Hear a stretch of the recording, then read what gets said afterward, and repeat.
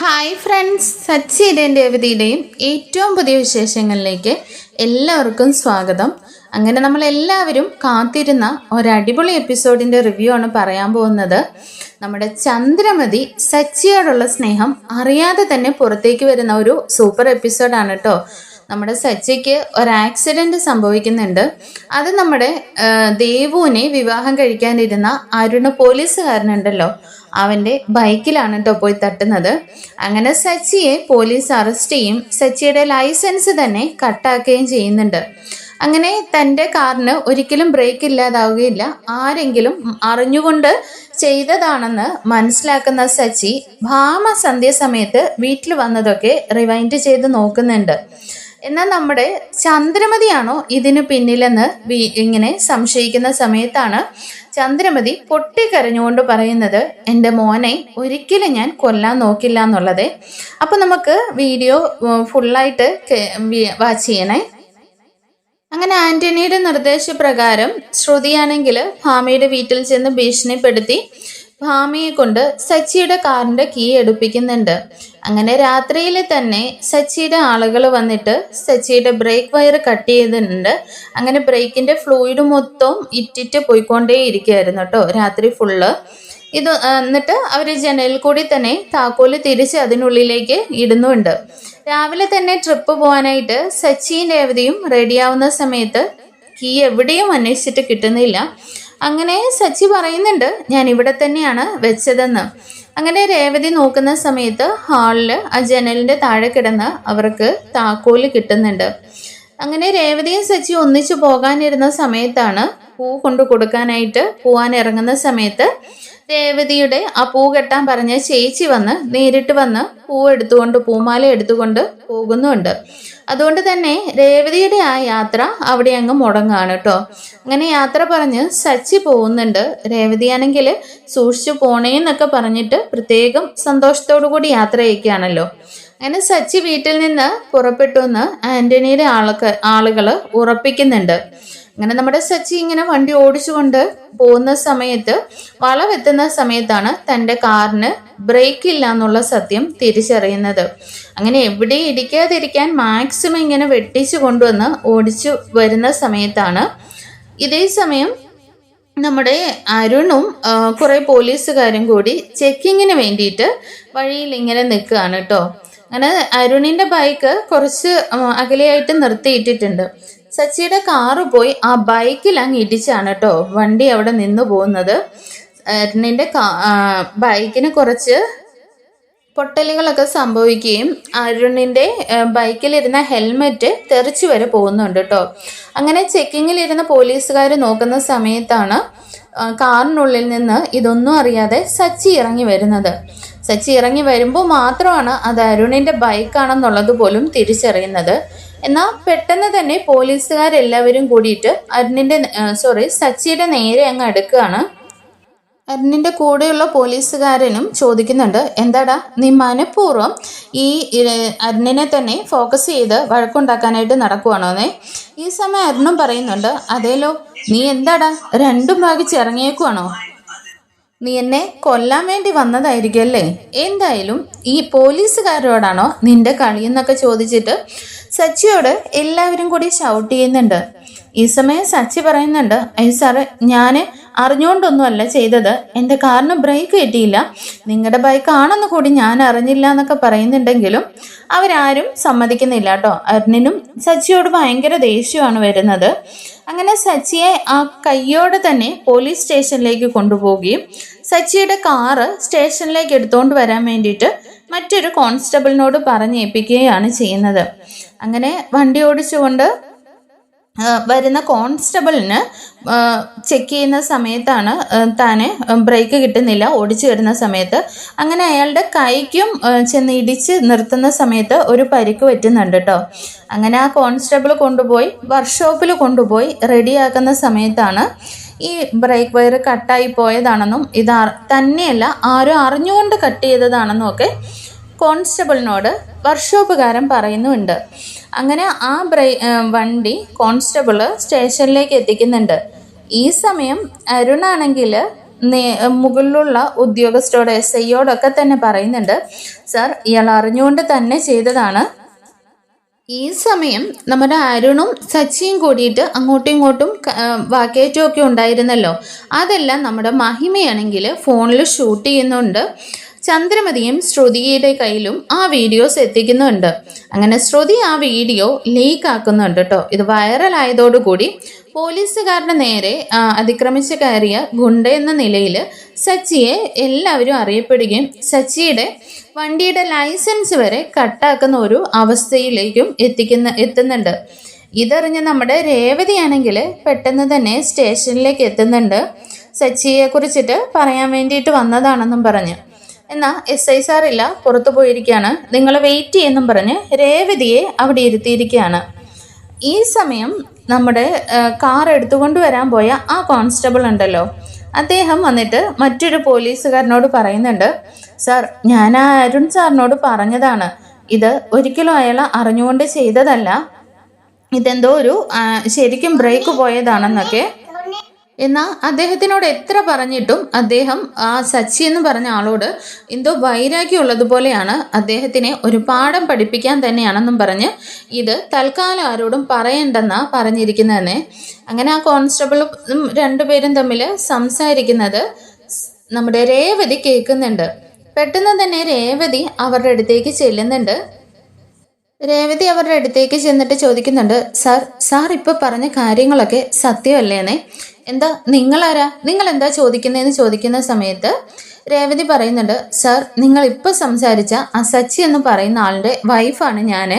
അദ്ദേഹം നിരപരാധിയാണെന്ന് നിങ്ങൾക്ക് മനസ്സിലായില്ലേ? ഇനി അദ്ദേഹത്തെ വിട്ടയക്കത്തില്ലേ എന്ന് ചോദിക്കുന്നുണ്ട്. ഈ സമയം പോലീസുകാർ പെട്ടെന്ന് തന്നെ ആ ട്രാക്ക് അങ്ങ് മാറ്റുകയാണ്. നിങ്ങൾ എന്തൊക്കെയാ പറഞ്ഞത്? ഞങ്ങൾ അതിനെക്കുറിച്ചൊന്നും പറഞ്ഞില്ല. നിങ്ങൾ മര്യാദയ്ക്ക് അവിടെ പോയി ഇരിക്കാൻ നോക്ക്, ഞങ്ങൾ വേറെ കാര്യങ്ങളാണ് സംസാരിച്ചതെന്നൊക്കെ പറയുന്നുണ്ട്. എന്നാൽ രേവതി പറയുന്നുണ്ട്, സാർ ആ വണ്ടി ഓടിച്ചുകൊണ്ട് വന്ന സമയത്താണ് സാറിന്റെ കൈക്ക് ഈ അപകടം ഉണ്ടായെന്നല്ലേ പറഞ്ഞത്? ഏയ് അങ്ങനെയൊന്നുമല്ല, ഇതേ ഞാൻ രാവിലെ ഒന്ന് തെന്നി വീണതാണെന്നും പറഞ്ഞ് രേവതി അവിടെ നിന്ന് പോലീസുകാർ പറഞ്ഞയക്കുന്നുണ്ട്. ഇങ്ങനെ രേവതി വീണ്ടും അവിടെ തന്നെ പോയി ഇരിക്കുകയാണ് കേട്ടോ. ഈ സമയം ആ ആക്സിഡന്റ് ആയ കാർ എടുക്കാൻ പോയ ആ പോലീസുകാരനുണ്ടല്ലോ, അയാളുടെ മകള് പ്രഗ്നൻ്റ് ആണ് കേട്ടോ. അങ്ങനെ ആ വൈഫ് വിളിക്കുന്ന സമയത്ത് മകളെയും കൊണ്ട് ഹോസ്പിറ്റലിൽ പോയോ, മകളെ നന്നായിട്ട് നോക്കണം എന്നൊക്കെ പറഞ്ഞിട്ട് ഈ പോലീസുകാരൻ വൈഫിനോട് സംസാരിക്കുന്നുണ്ട്. ആ പോലീസുകാരൻ ഫോൺ കട്ട് ചെയ്തതിന് ശേഷം രേവതി ഈ സംഭാഷണം എല്ലാം ശ്രദ്ധിച്ചിരുന്നല്ലോ. പെട്ടെന്ന് തന്നെ പോലീസുകാരൻ്റെ അടുത്തേക്ക് ചെന്നിട്ട് ചോദിക്കുന്നുണ്ട്, സാറിനിപ്പോൾ എൻ്റെ പ്രായമുള്ളൊരു മകളുണ്ടെന്ന് എനിക്ക് മനസ്സിലായി, ആ പെൺകുട്ടി പ്രഗ്നൻ്റ് ആണെന്ന് മനസ്സിലായി. സാറിന് എന്നെയും സാറിൻ്റെ മകളായിട്ട് കരുതിക്കൂടെ? എൻ്റെ ഭർത്താവിൻ്റെ ജീവിത മാർഗമാണ് ഡ്രൈവിങ്. അദ്ദേഹത്തിൻ്റെ ലൈസൻസ് കട്ട് ചെയ്ത് കഴിഞ്ഞാൽ പിന്നെ ഞങ്ങൾക്ക് ഒരിക്കലും ഒരു ജീവിക്കാൻ പറ്റില്ല സാർ. ഞങ്ങൾ അന്നന്നിടത്തോളം കഴിഞ്ഞു പോകുന്നത് ഈ ഉപജീവന മാർഗമാണ് സാർ ഒന്ന് കനിഞ്ഞാൽ എൻ്റെ സച്ചിയേട്ടൻ്റെ നിരപരാധിത്വം പുറത്തു വരുമെന്നൊക്കെ പറഞ്ഞ് രേവതി ഇങ്ങനെ കാല് പിടിക്കുന്നുണ്ട്. എൻ്റെ പൊന്നു വച്ചേ അവിടെ എങ്ങാനും പോയി ഒന്ന് ഇരിക്കുന്നും പറഞ്ഞ് ആ പോലീസുകാരൻ അവിടെ നിന്ന് ഓടിച്ചു വിടുകയാണ് ചെയ്യുന്നത്. അങ്ങനെ ആ പോലീസുകാരുടെ അടുത്ത് ഒന്നും പറഞ്ഞിട്ട് യാതൊരു പ്രയോജനവും ഇല്ലെന്ന് മനസ്സിലാക്കി രേവതി വീണ്ടും സച്ചിയുടെ കാറ് പുറത്തുണ്ട്. സച്ചി സ്റ്റേഷനിലുള്ളിലാണ് കേട്ടോ. അങ്ങനെ പുറത്തു പോയിട്ട് ഇങ്ങനെ ആകെ വിഷമിച്ച് SI വരുന്നത് കാത്ത് ഇങ്ങനെ നിൽക്കുകയാണ്. ഈ സമയമാണ് ഒരു ഗർഭിണിയായ സ്ത്രീയും ഒരു പ്രായമുള്ള ഒരു അമ്മയും കൂടിയിട്ട് ഇങ്ങനെ നടന്നു പോകുന്നത് രേവതിയുടെ ശ്രദ്ധയിൽ പെടുന്നത്. ചൂടും ആ പ്രഗ്നൻ്റ് ആയതിൻ്റെ ക്ഷീണവും മൂലം ആ പെൺകുട്ടിക്ക് നടക്കാൻ പോലും വയ്യ. അമ്മേ എനിക്ക് വെള്ളം വേണമെന്ന് ആ പെൺകുട്ടി ചോദിക്കുന്നുണ്ട്. മോളെ കുറച്ചുകൂടി നടന്ന ഒരു കട കാണും, ഞാൻ വെള്ളം വാങ്ങിത്തരാം, കുറച്ചുകൂടി നടക്കുന്നൊക്കെ പറയുന്നുണ്ടെങ്കിലും ആ പെൺകുട്ടി തീരെ ആവശ്യമായത് രേവതി കാണുന്നുണ്ട് കേട്ടോ. അങ്ങനെ രേവതി അവരുടെ അടുത്തേക്ക് ഓടിച്ചെന്നിട്ട് രേവതിയുടെ കയ്യിലുണ്ടായിരുന്ന കുപ്പിയും വെള്ളവും അവർക്ക് കുടിക്കാൻ നൽകുന്നുണ്ട്. എന്താ സുഖമില്ല അമ്മയെന്ന് ചോദിക്കുന്ന സമയത്ത്, മോളെ ഹോസ്പിറ്റൽ വരെ ഇവളെ എങ്ങനെയെങ്കിലും ഒന്ന് എത്തിക്കണം, അതിന് വേണ്ടിയിട്ടാണ് ഞങ്ങൾ ഈ പാടുപെടുന്നതെന്ന് പറയുന്നുണ്ട്. അങ്ങനെ ഒരു ഓട്ടോ വരുന്ന സമയത്ത് രേവതിക്ക് അറിയാവുന്ന ഒരു ചേട്ടനാണ് കേട്ടോ. കൈ കാണിച്ച് രേവതി ആ ഓട്ടോയിൽ പോയിട്ട് നിങ്ങൾ ഹോസ്പിറ്റലിൽ പോയി ഇറങ്ങാൻ പറയുന്നുണ്ട്. എന്നാൽ ആ അമ്മ പറയുന്നുണ്ട്, അയ്യോ മോളെ, ഈ ഓട്ടോ വിളിച്ചിട്ട് അതുവരെ പോകാനുള്ള പൈസയൊന്നും ഞങ്ങളുടെ കയ്യിലില്ലെന്നേ. അതൊന്നും സാരമില്ലമ്മേ. അമ്മ ഈ പെൺകുട്ടിയെ എത്രയും പെട്ടെന്ന് ഹോസ്പിറ്റലിൽ എത്തിക്ക്, ഓട്ടോ ചാർജ് ഞാൻ കൊടുത്തോളാം എന്നൊക്കെ പറഞ്ഞിട്ട് അവരെ വണ്ടിയിൽ കയറ്റി രേവതി വിടുന്നുണ്ട്. അങ്ങനെ ഓട്ടോയിൽ കയറിയ ശേഷം ആ സ്ത്രീയാണെങ്കിൽ രേവതിയോട് പറയുന്നുണ്ട്, മോളെ, ഇന്നത്തെ കാലത്ത് ഇങ്ങനെയൊന്നും ആരും ചെയ്യുന്ന കാര്യമല്ല. എന്തായാലും മോള് ചെയ്തത് വലിയൊരു കാര്യമാണ്. മോൾക്ക് കറക്റ്റായിട്ട് എന്തെങ്കിലും ഒരു ആവശ്യം വന്നാൽ ദൈവം തന്നെ നേരിട്ട് ഒരാളെ മോളുടെ അടുത്തേക്ക് എത്തിക്കും. എന്തായാലും നന്നായി വരുമെന്നൊക്കെ പറഞ്ഞിട്ട് ആ സ്ത്രീ രേവതിയോട് പറയുന്നുണ്ട് കേട്ടോ. അങ്ങനെ ആ ഓട്ടോക്കാരനും പറയുന്നുണ്ട്, അയ്യോ രേവതി ചേച്ചി, എന്തായാലും ചേച്ചി എനിക്ക് ഒരുപാട് സഹായങ്ങൾ ചെയ്തതല്ലേ. ഈ ഓട്ടത്തിന് ചേച്ചിയുടെ കയ്യിൽ നിന്ന് ഞാൻ പൈസ വാങ്ങില്ലെന്നും പറഞ്ഞ് രേവതിക്ക് ആ പൈസയും തിരിച്ചു കൊടുക്കുന്നുണ്ട്. ഇതെല്ലാം നമ്മുടെ ആ കോൺസ്റ്റബിള് സ്റ്റേഷനിലുള്ളിൽ നിന്ന് കാണുന്നുണ്ട് കേട്ടോ. അങ്ങനെ തൻ്റെ മകളും പ്രഗ്നൻ്റ് ആയിരിക്കുകയാണല്ലോ. ആ പ്രഗ്നൻ്റ് ആയ പെൺകുട്ടിയെ കാണുമ്പോൾ അയാൾക്ക് അയാളുടെ മകളെ ഓർമ്മ വരുന്നുണ്ട്. രേവതി ഇത്രയും നല്ല ഒരു ആരെന്ന് പോലും അറിയാത്ത ആ സ്ത്രീക്ക് നന്മ ചെയ്തത് കണ്ടിട്ട് കോൺസ്റ്റബിളും പെട്ടെന്നൊന്ന് രേവതിയെ മനസ്സിലാക്കുന്നുണ്ട്. അങ്ങനെ ഇൻസ്പെക്ടർ വരാൻ വേണ്ടിയിട്ട് രേവതി ഇങ്ങനെ പുറത്ത് വെയിറ്റ് ചെയ്യുകയാണല്ലോ.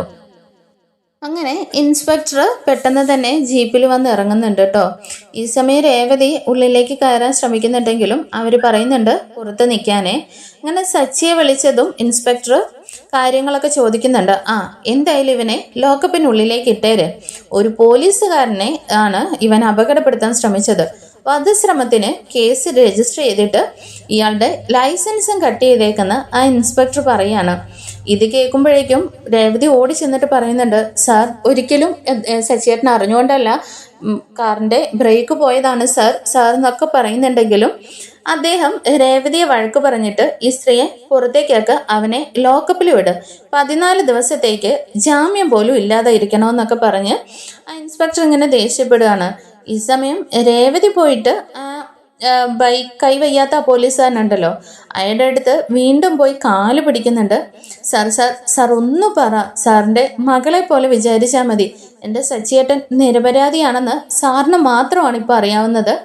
എന്താ സംഭവിച്ചതെന്ന് സാറ് പറഞ്ഞാൽ എല്ലാ പ്രശ്നങ്ങളും ഇവിടെ സോൾവ് ആവും എന്നൊക്കെ പറഞ്ഞ് രേവതി ഇങ്ങനെ കരയാട്ടോ. ഈ സമയം പോലീസുകാരനാണെങ്കിൽ എല്ലാ കാര്യങ്ങളും ഇങ്ങനെ മനസ്സിലൊന്ന് ചിന്തിച്ച് നോക്കിയിട്ട്, സർ ഒരു നിമിഷം എന്നും പറഞ്ഞിട്ട് ഇൻസ്പെക്ടറിന്റെ അടുത്തേക്ക് ചെല്ലുന്നുണ്ട്. എന്താടോന്ന് ഇൻസ്പെക്ടർ ചോദിക്കുന്നുണ്ട്. ഈ സമയം ആ കോൺസ്റ്റബിൾ ആണെങ്കിൽ നടന്ന കാര്യങ്ങളെല്ലാം വ്യക്തമാക്കി പറയാണ് കേട്ടോ. സാർ, ശരിക്കും ഇയാളുടെ വണ്ടിക്ക് ബ്രേക്ക് ഇല്ലായിരുന്നു. അതെടുത്തുകൊണ്ട് സ്റ്റേഷനിലേക്ക് വരാൻ പോയാണ് എൻ്റെ കൈക്ക് ഈ ആക്സിഡൻറ്റ് സംഭവിച്ചത് എന്നൊക്കെ പറഞ്ഞിട്ട് സംഭവിച്ച കാര്യങ്ങളൊക്കെ പറയുന്നുണ്ട്. ഈ സമയം ഇൻസ്പെക്ടർ ചോദിക്കുന്നുണ്ട്, എന്താണ് താൻ പറയുന്നത്? ഇവിടെ ഇത്രയും കാര്യങ്ങളൊക്കെ നടന്നിട്ട് താൻ ഇത് മറച്ചു വെച്ചോ എന്ന് ചോദിക്കാനോ? സാർ, അതല്ല, ആ അരുണെന്ന് പറഞ്ഞ ആ പോലീസുകാരൻ എന്നോട് പറഞ്ഞു അയാൾക്ക് എന്തോ വ്യക്തി വൈരാഗ്യമുണ്ട്, അതുകൊണ്ട് ഈ സത്യാവസ്ഥ ഇപ്പോൾ ഞാൻ മറച്ചു വെക്കണമെന്ന്. അതുകൊണ്ടാണ് സാർ ഞാൻ മറച്ചു വെച്ചതെന്ന് പറയുന്നുണ്ട്. ഇത് കേൾക്കുമ്പോഴേക്കും ഇൻസ്പെക്ടറിനും ഭയങ്കര ദേഷ്യം വരികയാണ് കേട്ടോ. താനൊക്കെ ഒരു നിരപരാധി, ഇപ്പോൾ താൻ കാരണം അവൻ്റെ ജീവിതം തന്നെ ഞാൻ നശിപ്പിച്ചതിനോടോ എന്ന് പറഞ്ഞിട്ട് അരുണിനെ നല്ല രീതിയിൽ ഫയർ ചെയ്യാണ് കേട്ടോ. അങ്ങനെ ഇൻസ്പെക്ടർ പറയുന്നുണ്ട്, ഈ അരുണിനെ ഒരാഴ്ചത്തേക്ക് സസ്പെൻഡ് ചെയ്തേക്കാനേ. ഇത് കേൾക്കുമ്പോഴേക്കും അരുൺ ചോദിക്കുന്നുണ്ട്, സർ, അതിന് എന്തിനാണ് എന്നെ സസ്പെൻഡ് ചെയ്യുന്നതെന്ന്? താനിപ്പോൾ എന്തൊക്കെ ക്രിമിനൽ മൈൻഡോട് കൂടിയാണോ ഒരു പാവപ്പെട്ട മനുഷ്യനെ ഉപദ്രവിക്കാൻ നോക്കിയത്? ഇതിപ്പോൾ ഈ ഈ പോലീസുകാരനിപ്പോൾ സത്യം തുറന്നു പറഞ്ഞില്ലായിരുന്നെങ്കിൽ ഇയാളുടെ ജീവിതം തന്നെ പോയില്ലായിരുന്നോ? എന്തായാലും എൻ്റെ കൂടെ വർക്ക് ചെയ്യുന്ന എല്ലാവരും ജെന്യൂൻ ആയിരിക്കണമെന്ന് ഞാൻ ഇവിടെ സ്റ്റാർട്ട് ചെയ്തപ്പോൾ തൊട്ട് നിങ്ങൾക്ക് വാൺ ചെയ്തതാണ്. എന്തായാലും ഒരാഴ്ച താനെന്നേ വീട്ടിലിരുന്നിട്ട് മനസ്സൊക്കെ ഒന്ന് നന്നാക്കി വാന്നും പറഞ്ഞിട്ട് അരുണിന് ഒരു വാണിംഗ് കൂടി കൊടുക്കുകയാണ് കേട്ടോ. അങ്ങനെ സച്ചിയോട് മാപ്പൊക്കെ പറഞ്ഞിട്ട് എന്തായാലും തനിക്ക് കിട്ടിയ ഏറ്റവും വലിയ ഭാഗ്യമാണ് തൻ്റെ ഭാര്യ. തൻ്റെ ഭാര്യ ഇല്ലായിരുന്നെങ്കിൽ തൻ്റെ നിരപരാധിത്വം ആരും അറിയില്ലായിരുന്നു എന്നൊക്കെ പറഞ്ഞിട്ട് ആ കോൺസ്റ്റബിളും സച്ചിയോട് സംസാരിക്കുന്നുണ്ട്. ഇൻസ്പെക്ടർ ആണെങ്കിൽ സച്ചിയോട് മാപ്പൊക്കെ പറഞ്ഞിട്ട് വണ്ടി എടുത്തുകൊണ്ട് പോയിക്കോളാനും പറയുകയാണ്. അങ്ങനെ ആ കോൺസ്റ്റബിൾ വന്നിട്ട് സച്ചിയുടെ അടുത്ത് പറയുന്നുണ്ട്, സച്ചി, നിന്നോടുള്ള സെൻറ്റിമെൻറ്റ്സ് കൊണ്ടൊന്നുമല്ല, ദേ നിൻ്റെ ഈ നിൽക്കുന്ന ഭാര്യ ഉണ്ടല്ലോ, എൻ്റെ വീട്ടിൽ എൻ്റെ മുമ്പിൽ വന്ന അത്രത്തോളം കരഞ്ഞ് അപേക്ഷിച്ചത് കൊണ്ട് മാത്രമാണ് ഞാനിപ്പോൾ എൻ്റെ മനസ്സറിഞ്ഞത്. അതുമാത്രമല്ല, തൻ്റെ ഭർത്താവും താനും ഇത്രത്തോളം പ്രശ്നത്തിലുള്ളപ്പോഴും മറ്റൊരാളുടെ വിഷമം കണ്ട് അവരെ സഹായിക്കാൻ പോലും കാണിച്ച ഈ പെൺകുട്ടിയുടെ മനസ്സുണ്ടല്ലോ, അത് കണ്ടിട്ടാണ് എൻ്റെ മനസ്സലിഞ്ഞത്. എന്തായാലും നീ ഭാഗ്യവാനാണെന്നൊക്കെ പറഞ്ഞിട്ട് അവരെ അവിടെ നിന്ന് പറഞ്ഞയക്കുന്നുണ്ട്. അങ്ങനെ വീട്ടിലേക്ക് ചെല്ലുന്ന സച്ചിയും രേവതിയും കണ്ടിട്ട് പെട്ടെന്ന് തന്നെ രവി ഓടി ചെന്നിട്ട് ചോദിക്കുന്നുണ്ട്, എന്താ ലൈസൻസ് കട്ടാക്കിയോ, എന്താ സംഭവിച്ചതെന്നൊക്കെ. എന്നാൽ സച്ചി പറയുന്നുണ്ട്, ഒന്നുമില്ല അച്ഛാ, ലൈസൻസും കട്ടാക്കിയില്ല, ദേ എൻ്റെ കാറും കിട്ടി, കീ കണ്ടോന്നും പറഞ്ഞിട്ട് ഉള്ളിലേക്ക് കയറി ചെല്ലുകയാണേ. എന്നിട്ട് ഭയങ്കര സന്തോഷത്തോടു കൂടി എല്ലാവരും ഇവിടെ വന്ന് ഇരിക്കുന്നും പറഞ്ഞിട്ട് സച്ചി വിളിക്കുന്നുണ്ട്. അങ്ങനെ രവി ചോദിക്കുന്നുണ്ട്, എടാ എങ്ങനെയാണ് ഈ പ്രശ്നങ്ങളൊക്കെ പരിഹരിച്ചത്? നീ ഒരു പോലീസുകാരനെയല്ലേ ഇടിച്ചേന്ന് വന്നിട്ട് ശ്രുതിയും ചോദിക്കുന്നുണ്ട് കേട്ടോ. നീ ഒരു പോലീസുകാരനെ ഇടിച്ചിട്ട് പെട്ടെന്ന് എങ്ങനെയാ ഈ കേസെല്ലാം ഇല്ലാതായെന്നേ? അപ്പോഴേക്കും ശ്രീകാന്തും ചോദിക്കുന്നുണ്ട്, അത് സച്ചിയേട്ടനെ തെറ്റിദ്ധരിച്ചിട്ടാണല്ലോ ഇത്രയും വലിയ കേസും പൊല്ലാപ്പും ഒക്കെ ഉണ്ടായത്. ഇതെങ്ങനെയാ പെട്ടെന്നെല്ലാം സോൾവ് ആയെന്നേ? അപ്പോഴേക്കും സച്ചി പറയുന്നുണ്ട്, ദേ ഈ നിൽക്കുന്ന രേവതി ഉണ്ടല്ലോ, രേവതി CID പോലെ എല്ലാ വിവരങ്ങളും അന്വേഷിച്ച് കണ്ടെത്തി ദേ ഒരു പ്രശ്നവും ഇല്ലാതെ നമ്മുടെ കാറും തിരിച്ചു കിട്ടിയെന്ന് പറയാനേ. ഈ സമയം രവി പറയുന്നുണ്ട്, എന്തായാലും എൻ്റെ മോൻ്റെ നല്ല മനസ്സാണ്, അതുകൊണ്ട് നിനക്കൊന്നും സംഭവിക്കില്ലെന്ന് അച്ഛൻ ഉറപ്പുണ്ടായിരുന്നു എന്നേ. അപ്പോഴേക്ക് രേവതിയും പറയുന്നുണ്ട്, അതെ അച്ഛാ, സച്ചിയേട്ടൻ ഒരിക്കലും ആർക്കും ഒരു ഉപദ്രവം ചെയ്യാനായിട്ട് സച്ചിയേട്ടൻ്റെ മനസ്സ് വരില്ല. ഒരു വിശക്കുന്ന ആൾക്ക് സച്ചിയേട്ടൻ ഭക്ഷണം മേടിച്ചു കൊടുത്തേ ഞാൻ ഇന്നുവരെ കണ്ടിട്ടുള്ളൂ. ആ സച്ചിയേട്ടന് അപകടം വരുന്ന സമയത്തെ ദൈവം തന്നെ കൂടെ ഉണ്ടാവും എന്നൊക്കെ പറയുന്നുണ്ട്. അപ്പോഴേക്ക് രവിയും പറയുന്നുണ്ട്, അതെ, സച്ചിയെ എല്ലാ നന്മയോടും കൂടിയാണ് എൻ്റെ അമ്മ വളർത്തിയെന്നേ. ഈ സമയം ചന്ദ്രമതി ഇടയിൽ കയറി ചോദിക്കുന്നുണ്ട്, അഹോ, നിങ്ങളിപ്പോൾ എന്താ പറഞ്ഞു വരുന്നത്? ഞാൻ ശ്രീകാന്തിനെയും ശ്രുതിയെയും അങ്ങനെയൊന്നും അല്ല വളർത്തിയെന്നോ? ചന്ദ്രേ, ഞാൻ അങ്ങനെയൊന്നും പറഞ്ഞില്ലല്ലോ എന്ന് രവി പറയുന്നുണ്ട്. ഈ സമയം വർഷയും പറയുന്നുണ്ട്, ആൻറ്റി എന്തിനാണ് എല്ലാ കാര്യത്തിനും നെഗറ്റീവ് കണ്ടുപിടിക്കാൻ നോക്കുന്നത്? ഒരാൾക്ക് ഒരു നല്ലത് വന്ന് അയാളെ പ്രശംസിച്ചാൽ മറ്റൊരാളെ താഴ്ത്തിക്കെട്ടുന്നെന്ന് അതിനൊരർത്ഥം ഇല്ലെന്നേ. അത് കേൾക്കുമ്പോഴേക്ക് രവിയും പറയുന്നുണ്ട്, ചന്ദ്രേ, നിന്നെ കയ്യിലെ എത്ര വയസ്സിന് എളുപ്പമുള്ള ആ പെൺകുട്ടിക്ക് പോലും കാര്യം മനസ്സിലായി. എന്താ ചന്ദ്രേ നിനക്ക് മനസ്സിലാവാത്തേന്നേ? ഇത് കേൾക്കുമ്പോഴേക്ക് ചന്ദ്രമതി ഇങ്ങനെ മിണ്ടാതിരിക്കുകയാണല്ലോ. എന്നാൽ സച്ചി പറയുന്നുണ്ട്, അച്ഛാ, അമ്മയുടെ കാര്യമൊക്കെ അവിടെ വിട്ടേര്. പിന്നെ എൻ്റെ കാറിൻ്റെ ബ്രേക്ക് തന്നെയൊന്നും പോയതല്ല, ആരോ കരുതി കൂട്ടി ബ്രേക്ക് വയർ കട്ട് ചെയ്ത് അതിൻ്റെ ഓയിൽ ലീക്കായാണ് ബ്രേക്ക് കിട്ടാതെ പോയെന്നേ. ഇത് കേൾക്കുമ്പോഴേക്കും എല്ലാവരും പെട്ടെന്ന് അങ്ങ് ഷോക്കാവുകയാണ്. ഈ സമയം ശ്രീകാന്ത് ചോദിക്കുന്നുണ്ട്, സച്ചിയേട്ടൻ എന്തൊക്കെയാ പറയുന്നത്? അതേടാ, ഞാൻ ബ്രേക്ക് അറിഞ്ഞുകൊണ്ട് പോയി പോലീസുകാരൻ്റെ ബൈക്കിൽ ഇടിച്ചതാണെന്നും പറഞ്ഞിട്ടാണ് എനിക്ക് കേസ് ഫയൽ ചെയ്തത്. എന്നാൽ ആ വണ്ടി എടുത്തുകൊണ്ട് സ്റ്റേഷനിലേക്ക് വരാൻ പോയ ആ പോലീസുകാരന് ബ്രേക്ക് കിട്ടാതെ അയാളുടെ കൈക്ക് ആക്സിഡൻറ്റ് സംഭവിക്കുകയോ ചെയ്തു. എന്നാൽ ഇതയാൾ പുറത്ത് പറഞ്ഞില്ലേന്ന് ചോദിക്കുകയാണേ. അപ്പോഴേക്ക് രവി പറയുന്നുണ്ട്, അതേടാ, അതെന്താ അദ്ദേഹം ഇത്രയും ദിവസമായിട്ടും പറയാതിരുന്നേ? അച്ഛാ, അവിടെയാണല്ലോ കളി നടന്നിരിക്കുന്നത്. എന്നാൽ ഇത് ഞാനുമായിട്ട് എപ്പോഴും പ്രശ്നം ഉണ്ടാകുന്ന അന്ന് ശ്രുതിയെ പിടിച്ച ഒരു പോലീസുകാരനില്ലേ, അവൻ ആണ് ഇദ്ദേഹത്തിനോട് ഈ കാര്യം മറച്ചു വെക്കണമെന്നും എന്നെ അറിഞ്ഞുകൊണ്ട് കൊലപാതക ശ്രമത്തിന് കേസ് എടുക്കാനും വേണ്ടിയിട്ട് അയാളാണ് ഈ കളി കളിച്ചതെന്നേ. അപ്പോഴേക്കും ശ്രീകാന്ത് യുഗൻ്റെ മനഃപൂർവ്വം സച്ചിയേട്ടൻ്റെ ലൈസൻസ് കട്ട് ചെയ്യിക്കാൻ വേണ്ടിയിട്ടായിരുന്നു എന്നേ. അതേടാ, അത് തന്നെയായിരുന്നു അവൻ്റെ ഉദ്ദേശം എന്ന് പറയാനേ. അപ്പോഴേക്ക് രവി പറയുന്നുണ്ട്, എടാ, എന്നാലും ഒരു പോലീസുകാരൻ തന്നെ ഇങ്ങനെയൊക്കെ ചെയ്യുമെന്നേ?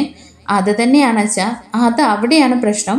ഞാൻ മുമ്പേ പറഞ്ഞിട്ടുണ്ടല്ലോ, അയാളും ഞാനും തമ്മിൽ മുമ്പ് പലതവണ പ്രശ്നങ്ങൾ ഉണ്ടായിട്ടുണ്ട്.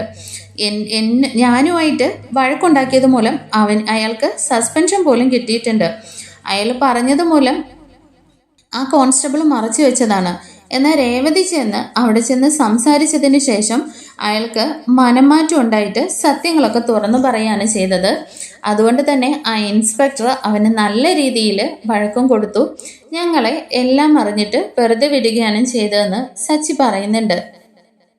ഈ സമയം വർഷ ചോദിക്കുന്നുണ്ട്, ആഹാ, രേവതി ചേച്ചിയാണോ ഈ സത്യങ്ങളെല്ലാം തെളിയിച്ചെന്നേ? അപ്പോൾ രേവതി പറയുന്നുണ്ട്, അതേ വർഷേ, ഞാൻ സ്റ്റേഷനിൽ പുറത്തിരുന്ന സമയത്ത് രണ്ട് പോലീസുകാർ തമ്മിൽ ഈ കാര്യങ്ങൾ സംസാരിക്കുന്ന കേട്ടു. അങ്ങനെ അദ്ദേഹത്തെ കൊണ്ട് ഞാൻ കെഞ്ചി പറഞ്ഞിട്ടാണ് സത്യങ്ങളൊക്കെ പറയിപ്പിച്ചതെന്ന് പറയാനേ. അപ്പോഴേക്ക് വർഷ പറയുന്നുണ്ട്, ആഹാ രേവതി ചേച്ചി ആള് കൊള്ളാവല്ലോ, ഇനി ആര് രേവതി ചേച്ചി പൂ കെട്ടുന്നവളെന്ന് പറഞ്ഞ് താഴ്ത്തി കെട്ടാൻ നിൽക്കണ്ട, രേവതി ചേച്ചി നല്ല ബ്രില്യൻ്റ് ആയിട്ടുള്ള ആളാണെന്നൊക്കെ പറഞ്ഞിട്ട് വർഷ ഇങ്ങനെ പുകഴ്ത്തി പറയുകയാണേ. ഇത് കേൾക്കുമ്പോൾ നമ്മുടെ ചന്ദ്രമതിക്ക് അത്രയ്ക്ക് അങ്ങോട്ട് സുഖിക്കുന്നില്ല കേട്ടോ. അപ്പോഴേക്ക് ശ്രീകാന്ത് പറയുന്നുണ്ട്, എന്തായാലും സാരമില്ല, സച്ചിയേട്ടൻ്റെ ലൈസൻസ് തിരിച്ചു കിട്ടിയല്ലോ എന്നേ. രവിയും പറയുന്നുണ്ട്, ആ എന്തായാലും എല്ലാം നല്ല രീതിയിൽ അവസാനിച്ചല്ലോ എന്നേ. അപ്പോഴേക്ക് സച്ചി പറയുന്നുണ്ട്, അച്ഛാ അങ്ങനെയൊന്നും അവസാനിച്ച ചാപ്റ്റർ അല്ല ഇത്, ഇതിവിടെ തുടങ്ങാൻ പോകുന്നതേ ഉള്ളൂ. എൻ്റെ ബ്രേക്ക് വയർ ആരാ കട്ട് ചെയ്തതെന്ന് ഈ സച്ചി കണ്ടെത്തുമെന്നേ. അപ്പോഴേക്ക് ശ്രീകാന്ത് ചോദിക്കുന്നുണ്ട്, എന്താ സച്ചിയേട്ടാ പറയുന്നതെന്നേ. അതേടാ, എന്തായാലും ഈ ബ്രേക്ക് വയർ കട്ട് ചെയ്യണമെന്നുണ്ടെങ്കിൽ ബോണറ്റ് ഓപ്പൺ ആക്കണം, അതിന് കീയോ ആവശ്യമുണ്ട്. എൻ്റെ വണ്ടിയുടെ കീ എപ്പോഴും എൻ്റെ കയ്യിലായിരിക്കും. തന്നെയല്ല, ട്രിപ്പ് പോകുന്ന സമയത്ത് പോലും ഞാനത് ലോക്ക് അഴിക്കാറില്ല.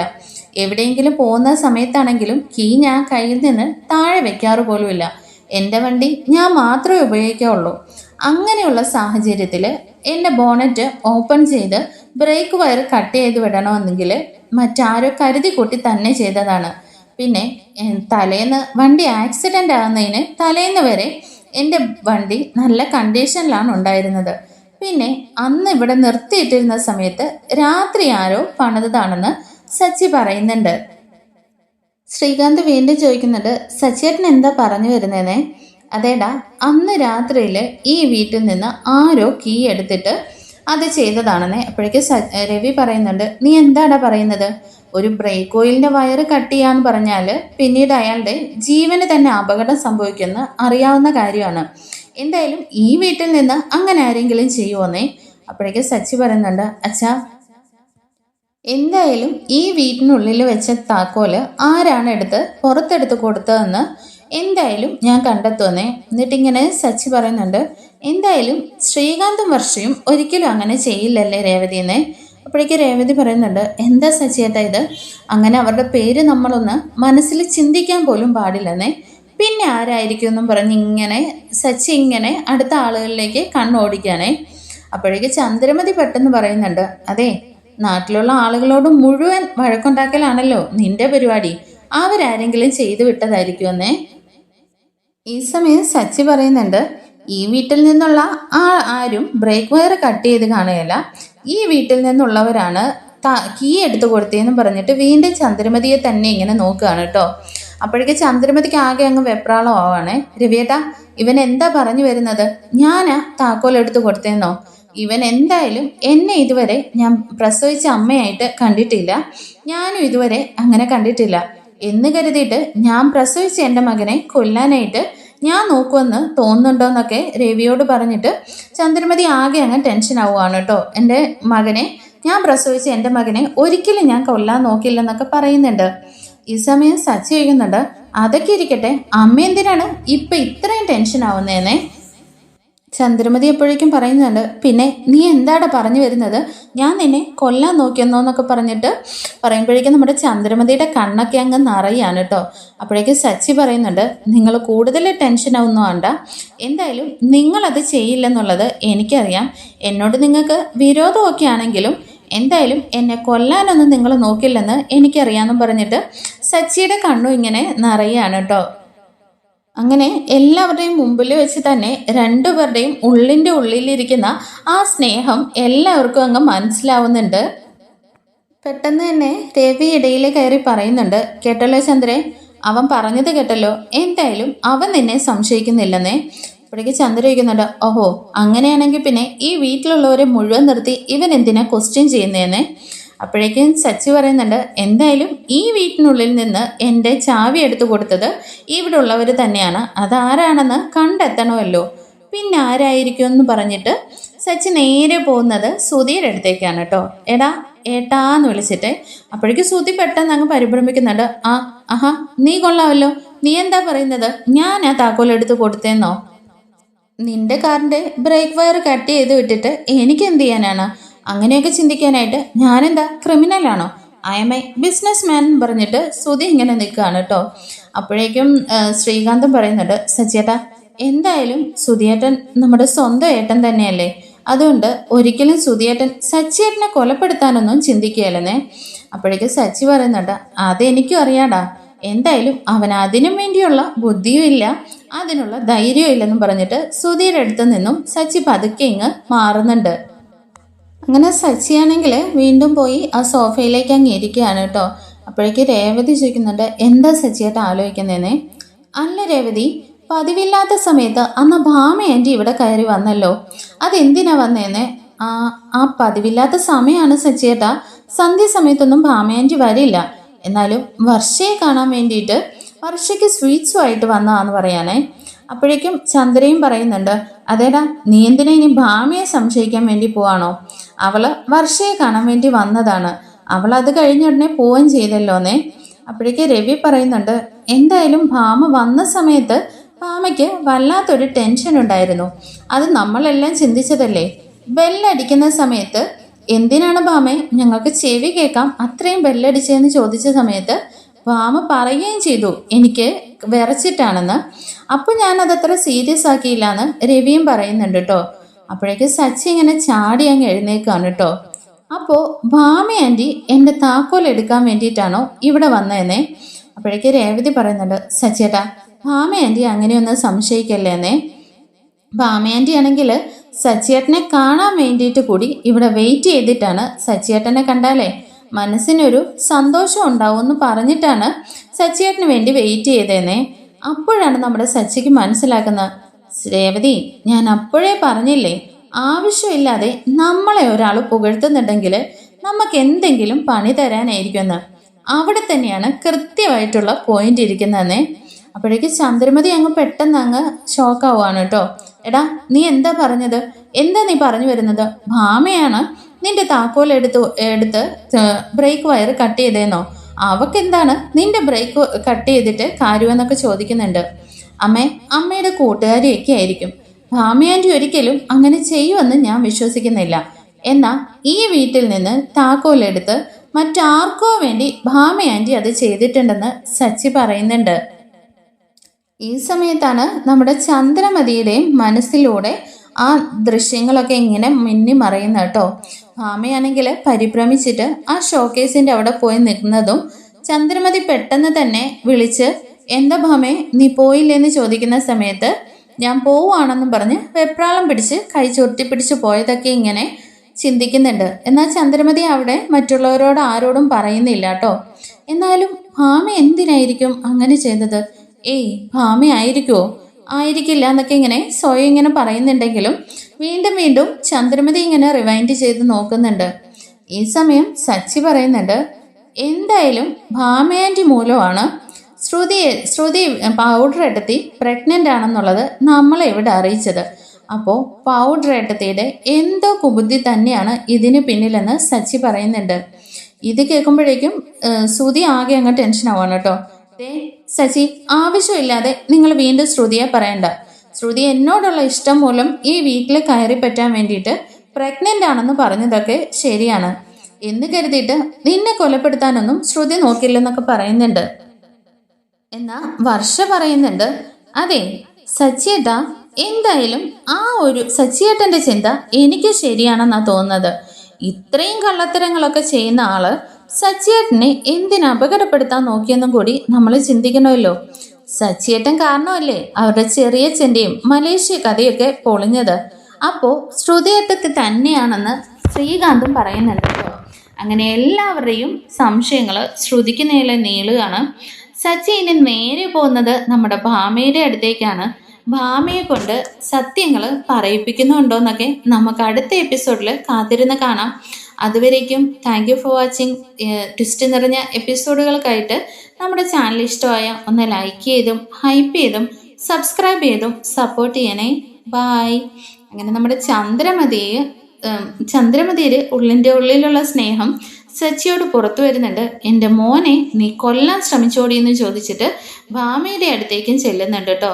ആ വിശേഷങ്ങളൊക്കെ കാണും വരയ്ക്കും ബായ്.